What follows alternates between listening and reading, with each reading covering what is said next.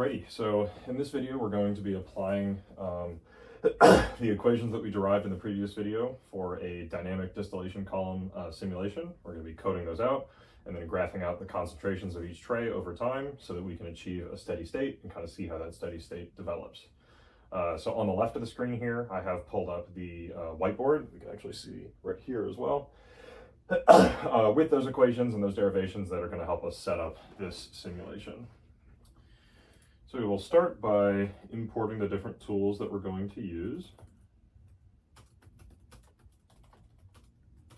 Import numpy as numpy as np, and then from plotly.subplots, import make subplots, and then from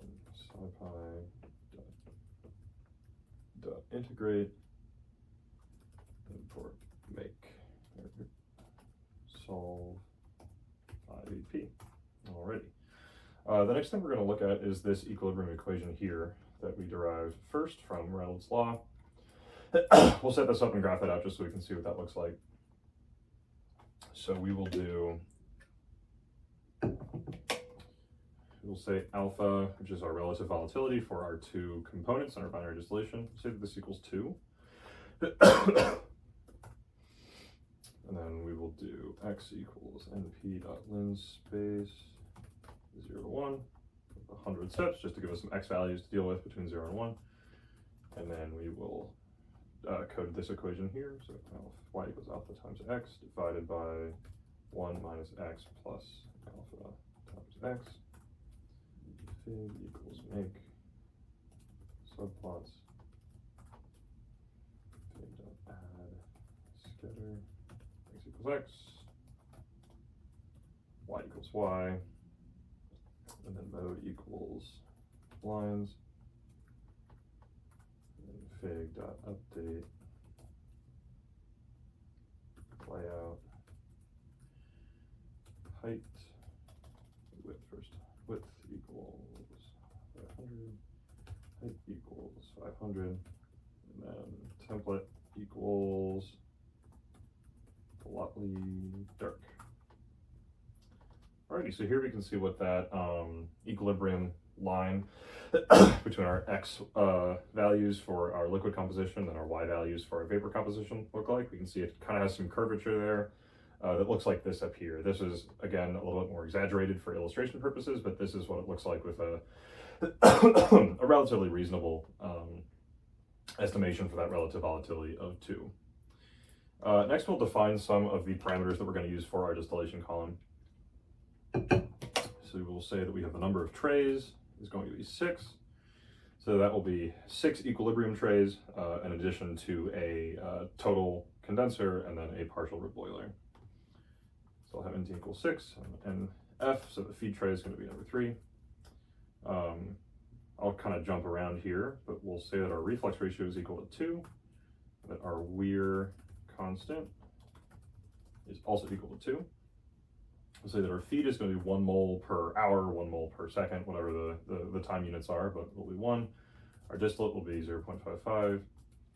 Our Q will be 0.5, which is a which means that our feed by mole is 50% liquid and 50% vapor.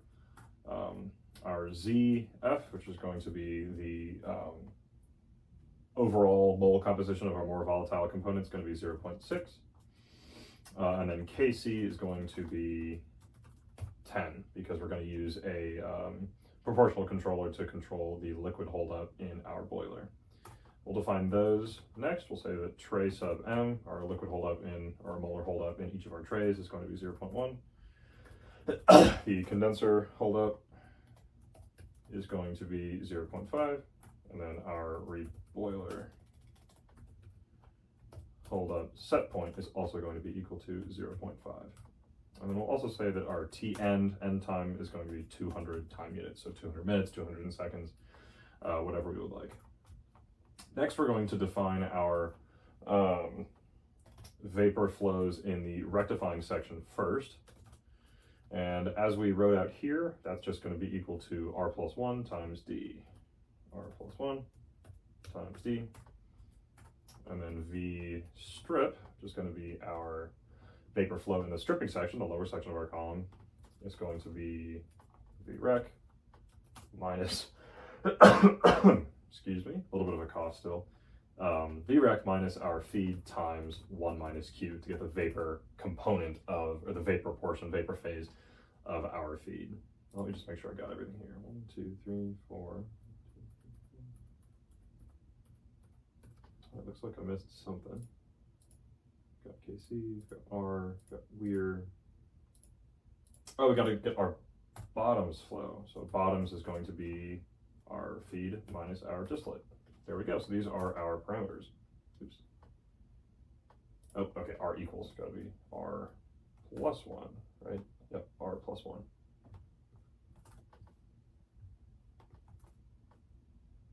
All right, awesome. So what we're going to set up next is our initial liquid flows and our initial molar content in each of our trays. So we will set these up pretty kind of similarly. So we'll do L initial is equal to np.r underscore. So that will be a row concatenation. And then we'll do the same thing for M initial. R. There we go.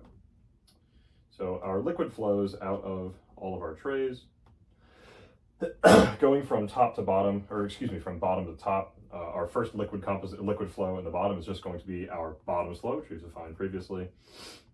So it's going to be B, and then np.repeat for all of our different trays. So this first one will be repeated number of trays equal to the feed tray. And this one will be repeated total tray minus feed tray plus 1, just to make sure that we're accounting for all of our trays. And then that adds up to NT plus 2. So in this case, NT would be 3 for 5 total equilibrium stages. In this case, NT is 6, so it'll total 8. So this is going to be the strip.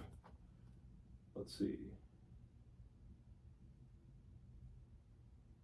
Yep, V strip plus B.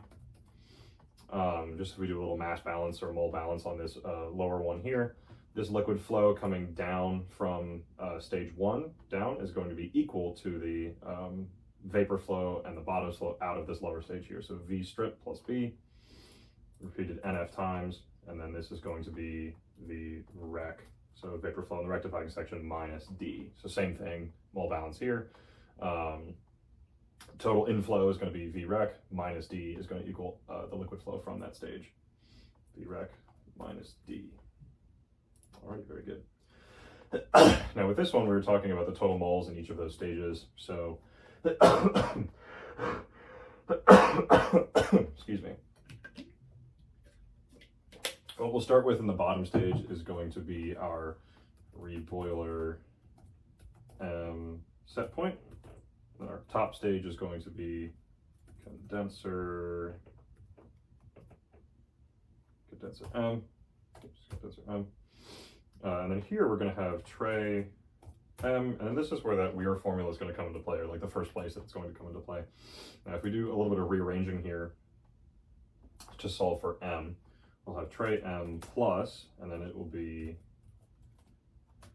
an expression to the 2/3 power.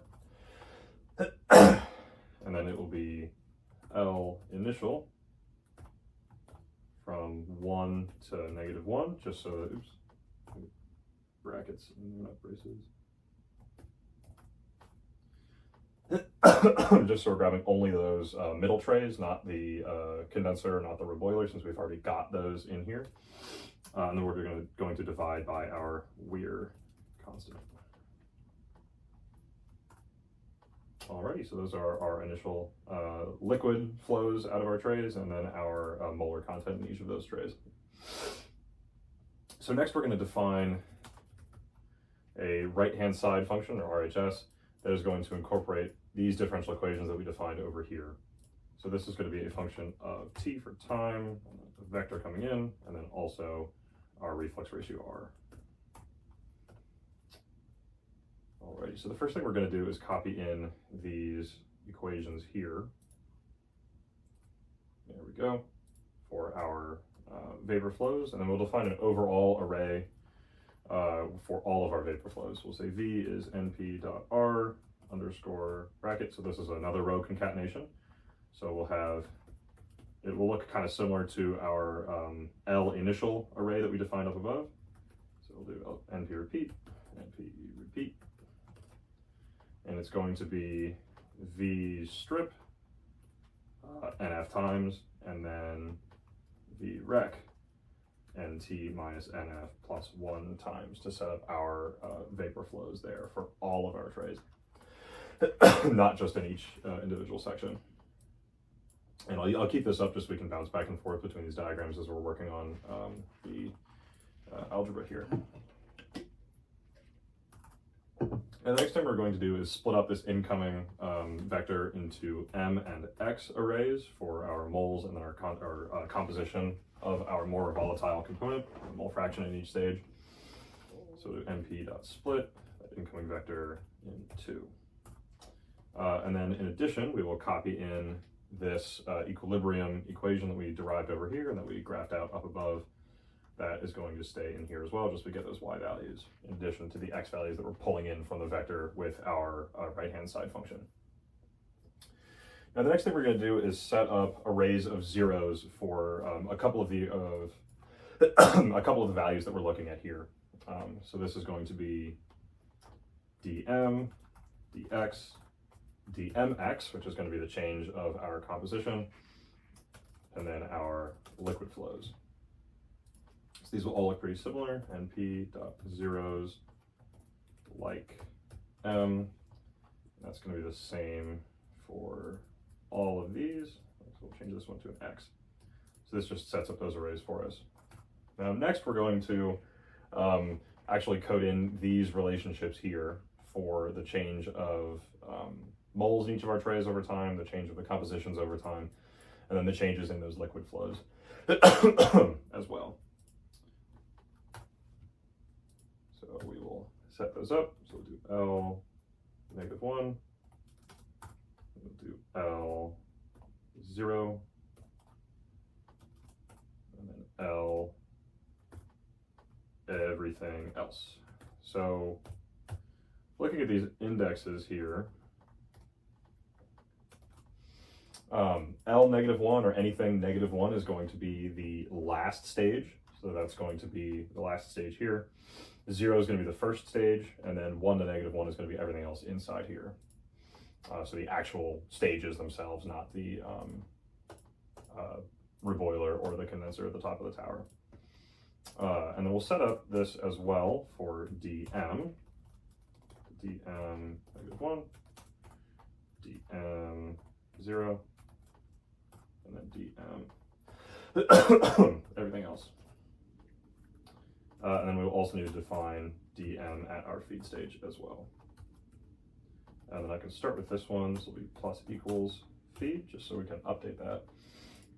And then we'll just kind of start building these out. So we'll start with our liquid flows. So the liquid flow at the very top, we defined that earlier, is just going to be R times D.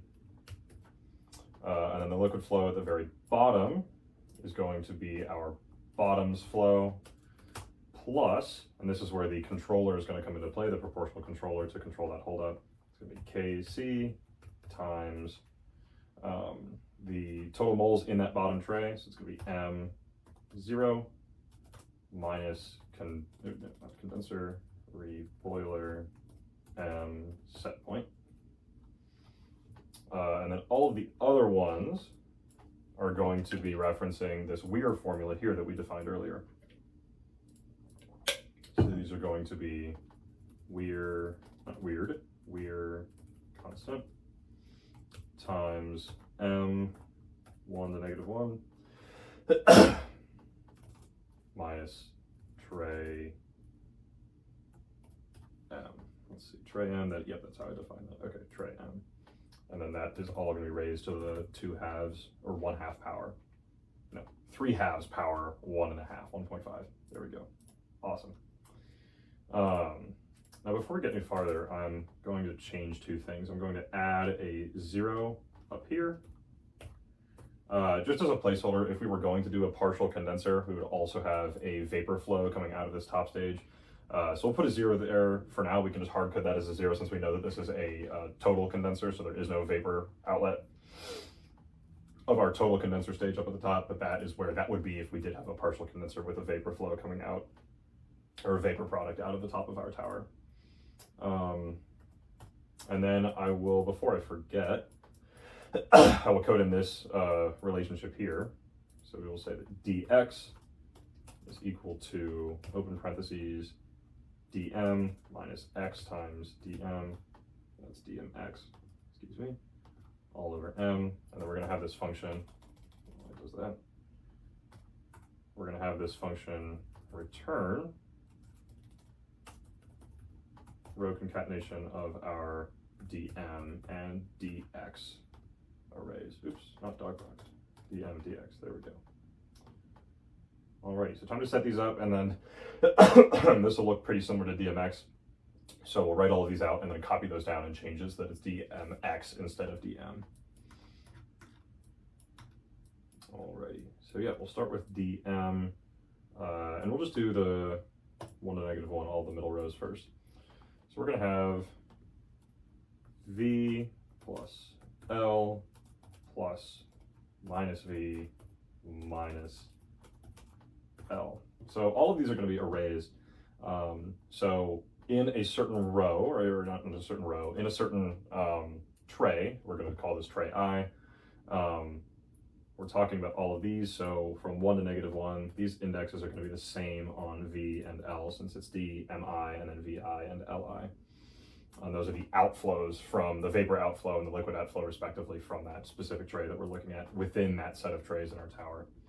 Now we'll have to adjust those indexes on the inflows, V and L here. On this one, this is I minus 1, so we'll shift this down. So this will be 0 to negative, or from the beginning to -2.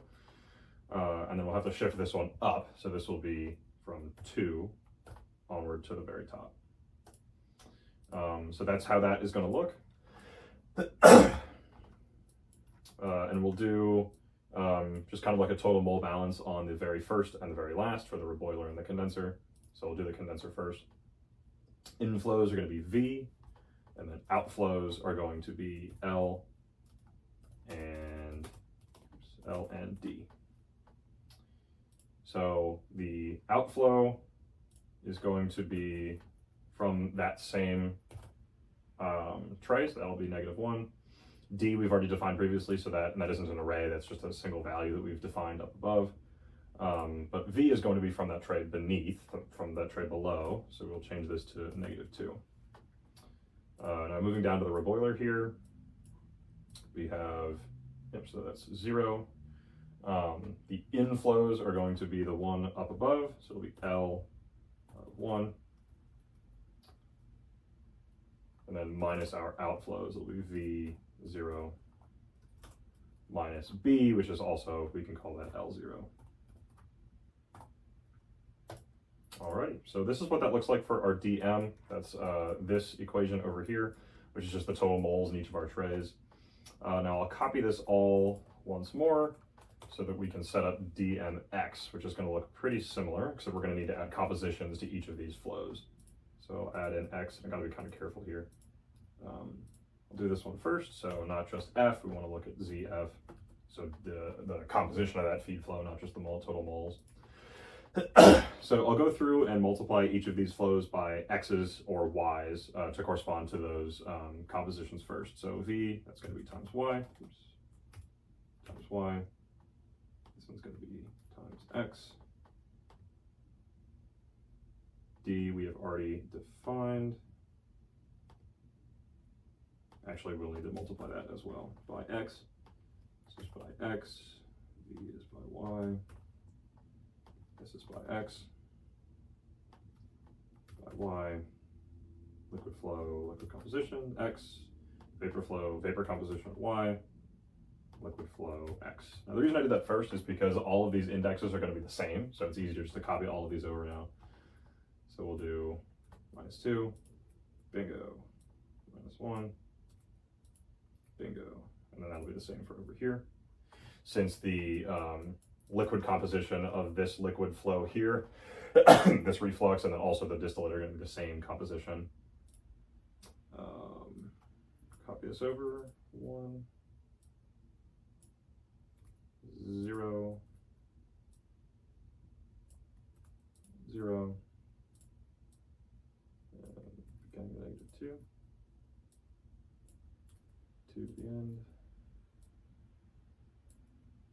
1 to -1, and 1 to -1. Great, so there is our right-hand side. Shift enter. Looks like we didn't mess anything up. At least not evidently, not yet. Although that always, it must be some button I'm hitting. That one always like pops up there. I don't need that in there. Okay. Alrighty, so I'll go full screen now just so we have enough room to work. The next thing that we're going to do is actually set up our the solving of this initial value problem with these differential equations that we've set up here. So we'll call this res for result, solve IVP. We're going to do a lambda function just so that we can define a specific define a specific reflex ratio, because we're going to change that in a future part of the video. So we'll do T, V, and then RHS, T, V, and then reflex ratio equals to 2 in this first look at what the steady state is going to be. And then we'll have our sections here. And we're going to have method equals down, and then dense output equals true. So this first one, this is our time input, the time range over which we want to calculate this initial value problem. This is going to be 0 to t end, which we defined earlier as 200 time units. And then this is going to be our vector coming in. Now we have to match our m and our x, our m and our x vectors here, because those will come into the function and get split up into those pieces again. So we will have r. We're going to have m initial, which we've defined up above, up here. And then this is where we are going to assume an initial condition in our column, which isn't necessarily a great initial condition, but it's convenient for this type of simulation. We will assume that the initial condition in the column was that every tray was filled up with the feed composition. So you might do that in a real industrial setting, probably not, but that's what we're going to assume here. So we'll have np.repeat, and now I'm realizing now that this is going to come back to bite me. I need brackets here instead of parentheses. So np.repeat. So we will have ZF, which is our feed composition with our more volatile component. And we're going to repeat that nt plus 2 times, since that's the total number of trays that we're dealing with here, including the reboiler and the condenser. Alrighty, so that is our solution here. So now we will set up tplot equals np lens space 0 to tn with 101 steps, just so we have 100 spaces. We'll have 101 fences, 100 fences, and then 101 fence posts.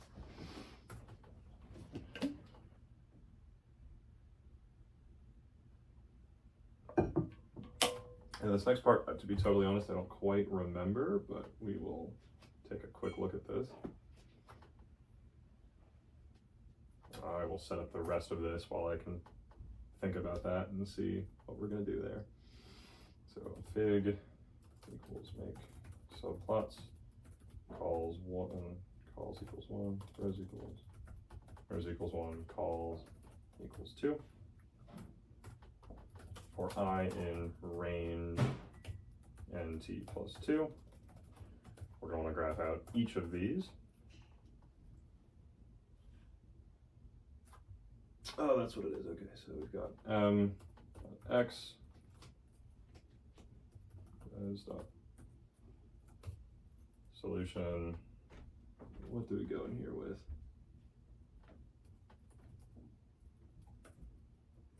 Reshape. Okay, I think this is right. Yep, so that's pulling out from the solution that m and that x. those arrays that we're going to plot out on our diagram here. We're going to have, need to reshape this. 2 and t plus 2, -1. I think that is right. We'll see if that works. All right.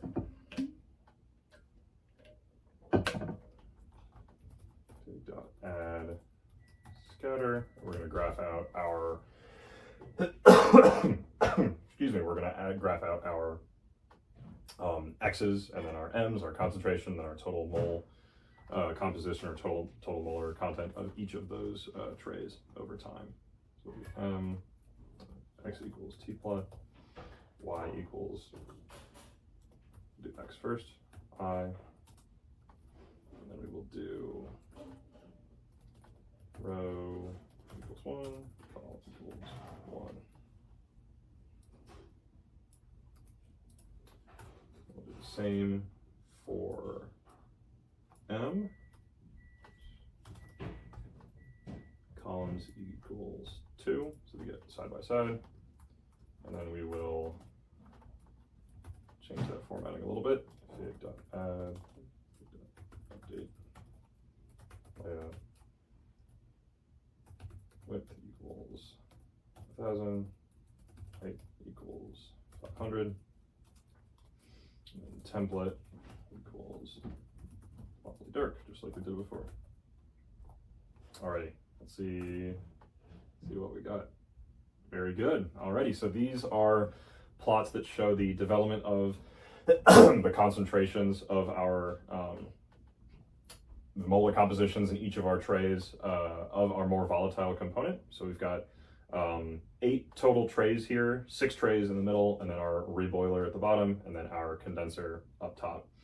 So you can see we're getting a pretty effective separation here in this model, because we're coming in at 0.6% or 60%, 0.6 mole fraction of our component, a more volatile component, and then our bottom's concentration has maybe 20%, 26%, 26 mole percent of our more volatile component, and then our distillate concentration is just about 90% of our more volatile component, which is not too bad.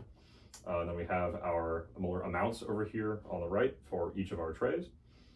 And then, yeah, so that's about that. So in the next video, we will take, or later on in this video, we will take a look at changing that reflux ratio from 2 to 10 and seeing with some McCabe-Thiele plots how that evolves over time to change our steady state. So next we'll be taking a look at how our steady state changes if we switch that reflux ratio of 2 to a reflux ratio of 10. So to do this, I'll generate the same plot, but then change that reflux ratio from 2 to 10. So we'll take this set of code, copy this down here. I'll change this 2 to a 10 in our lambda function. And then instead of using our initial condition of our feed composition in every stage, we now have we now have calculated our steady state here from a reflux ratio of 2, so we'll use that as our initial state instead, or initial condition instead. All right, shift enter. Let's see what we're dealing with.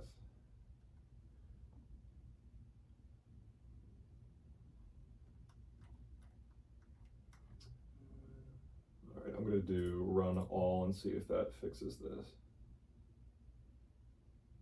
Sweet. All right, very good. Yeah, so here is how that steady state changes if we change our reflux ratio to 10. Now next we'll be looking at how we can look at this in a series of 6 McCabe-Thiele plots and see how that plot changes over those 200 time units to reach this new steady state. Now, something that I forgot to mention earlier was that we are working on the assumption that we have a ideal controller or perfect controller, such that the vapor flow in our distillation column between our stages will change instantly with a change in our partial reboiler at the bottom of our distillation column, and that perfect controller maintains that this vapor flow here in moles is equal to the sum of our distillate flow here and our liquid flow reflux going down to the second to the top equilibrium stage. So to set up those 6 McCabe-Thiele plots to describe that change from the previous steady state with a reflex ratio of 2 to a new steady state with a reflex ratio of 10, we will do number rows equals 2, number rows equals 3. And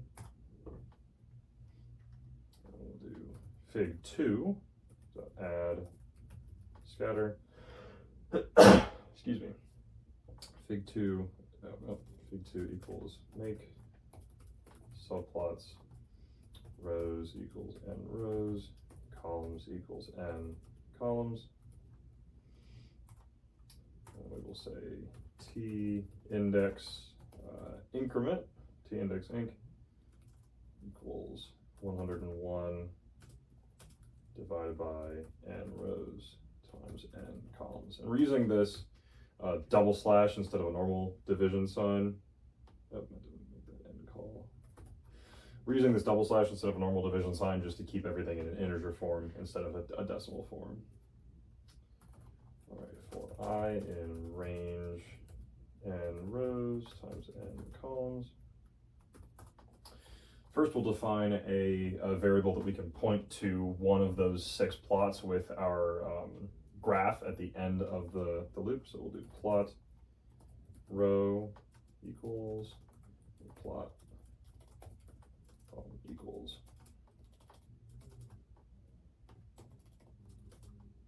This top one we will have I divided by t index. Let's see, actually. N rows.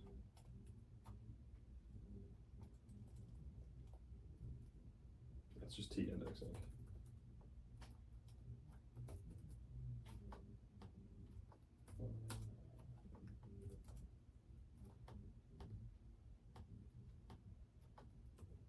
That is not right, I don't think. Okay, it's just gonna be n call, never mind. So I double slash divided by n call, and then I remainder n calls here. All right, there we go. So now we're gonna set up our coordinates for our McCabe-Thiele diagram. So in this whiteboard demonstration here, I never actually drew those stair steps, but in our McCabe-Thiele diagram, we have our equilibrium line here from 0, 0 to 1, 1. That's kind of curved outward due to our relative volatility. We have our operating lines for, excuse me, we have our operating lines for our stripping and rectifying sections respectively, and then we'll have these stair steps as well that describe the stages themselves as they walk from the operating line condition for our bulk liquid and bulk vapor over to the equilibrium line here that we talked about previously. So we'll show those stair steps as well. So to create those coordinates for those stair steps and then those operating lines, it will look like this. So McCabe x equals x, and we'll do I'll do colon to forgot. Okay, so we'll also have t index equals t index inc times I, and then we go from colon from the beginning to t index for our x values for time, and then we will apply our equilibrium equation for MCY. Is that camera still? Okay, good, that camera's still in place. MCY equals MCX times alpha divided by MC1 minus MCX plus MCX times alpha once again. Alrighty, and then we have to do a series of manipulations to make sure that those coordinates are duplicated in the right way and then lined up in the right way. So we'll do MCX equals NP dot repeat MCX, 2, and then we'll do that same thing for MCY.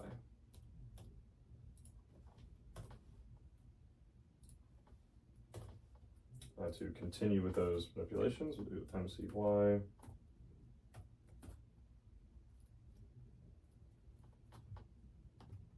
equals MCY colon to -1 to shift those over. And then we'll have MC to combine our X and our Y coordinates for the McCabe-Thiele lines, for those stair-step lines. We'll have MC equals NP dot concatenate MCX, MCY. And we'll do MC01 equal to MC00. And lastly, MC equals MC colon -1. So colon -1, like that. Alrighty. So next we'll define a new equilibrium line for each of those plots. So we'll do EQX equals NP dot linspace from 0 to 1, 101 steps, or 100 steps, doesn't really matter. And we'll do that same thing just like we did above. EQY equals EQX times alpha over 1 minus EQX plus EQX times alpha. And then now we will graph out everything that we're looking for in these plots. So we'll do fig2 dot add scatter, and I'll do x equals, y equals, mode equals lines, and then row equals plot row, and call equals plot call. Alrighty, I'll duplicate this 3 times, or triplicate it, I guess. There we go. So our first one is going to be for that equilibrium line, so we'll do EQX and EQY. And then these other 2 plot codes here are going to be for our stair steps and our operating lines. So these will all be referencing that set of points for our McCabe-Thiele. So we'll do MC open closed, and this will be colon 0 and colon 1, colon, colon 1. This will be MC colon colon 2 0 for our operating lines, colon colon 2 colon 1. Alrighty, and then lastly, outside of our loop, we will adjust the formatting a little bit. Fig2 dot update layout, width equals 900, height equals 600, and then as always, template equals plotly dark. Maybe I can already see one typo. It said ploy instead of plot. There we go. Now let's see what we're looking at. Alrighty. Plot again.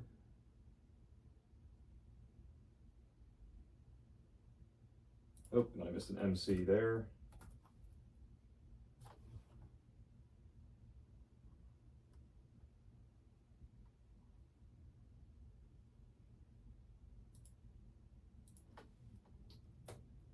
I think maybe it was just that comma.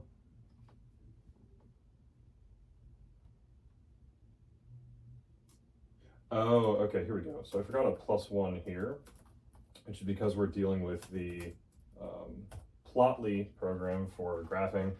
You have to add 1 to those indexes, because in Plotly, which is actually a JavaScript program that's being pulled into Python here, that indexing starts at 1 instead of 0. And there we go. Awesome. So here are our our 6 McCabe-Thiele diagrams that are going to describe that shift that we see here from our previous steady state with a reflex ratio of 2 to a new steady state with a reflex ratio of 10. Now, if you look, our operating line here, our reflex ratio, or excuse me, our rectifying section operating line here, which we'll describe with this equation here. So as R increases, this term R over R plus 1 is going to approach 1, which means that that line is going to approach a 45-degree line. And we can check and see if that's what we're seeing here. So in this plot here, which is at the very beginning of that transition, where our reflex ratio is still 2, we see that that's not quite a 45-degree line or 45-degree angle to the x-axis. But as we move through, that operating line for the rectifying section gets, I guess, steeper and steeper to approach almost a very straight line here, with our reflex ratio being much higher at 10. So this makes a lot of sense. We could add titles as we go, but I won't be doing that in this video. And yeah, so these diagrams are describing our dynamic distillation column model as we transition from a reflex ratio of 2 to a reflex ratio of 10. All right, thank you.